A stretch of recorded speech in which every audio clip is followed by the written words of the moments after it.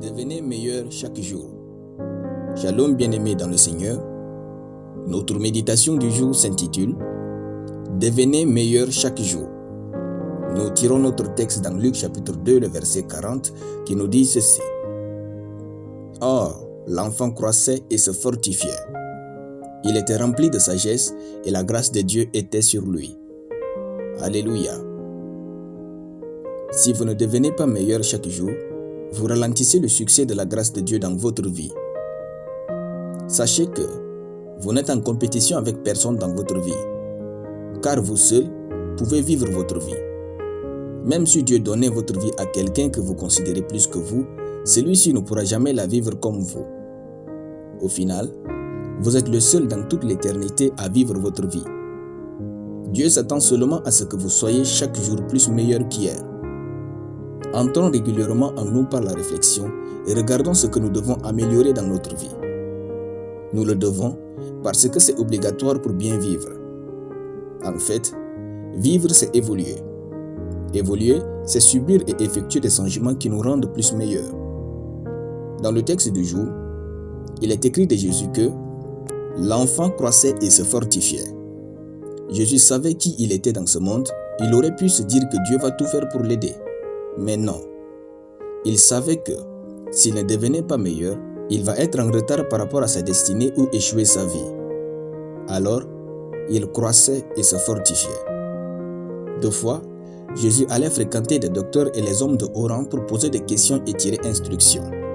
Tout ceci pour devenir meilleur et réussir sa vie.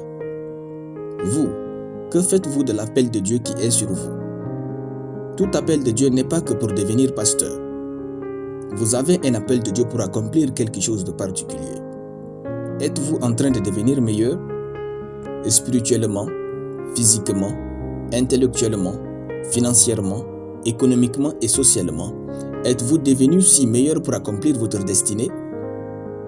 Qu'avez-vous besoin d'étudier et de travailler pour en arriver? Préparez-vous à la vie que vous voulez vivre.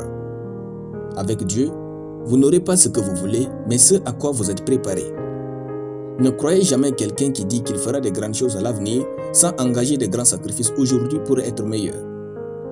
Par exemple, voulez-vous vivre un mariage heureux et épanoui? Alors qu'allez-vous apporter à votre partenaire? Quand vous n'avez rien à donner aux autres pour les rendre plus meilleurs, n'entrez pas dans leur vie. Ils n'ont pas besoin de vous. Ne fréquentez jamais quelqu'un que vous ne pouvez pas bénir par votre vie. Sinon, il aura raison de vous détester. Allez toujours dans deux endroits. Là où le meilleur de vous s'exprimera et là où vous travaillerez sur vous pour devenir meilleur. Ainsi, l'on dira de vous, il était rempli de sagesse et la grâce de Dieu était sur lui. Alléluia. Nous allons prier.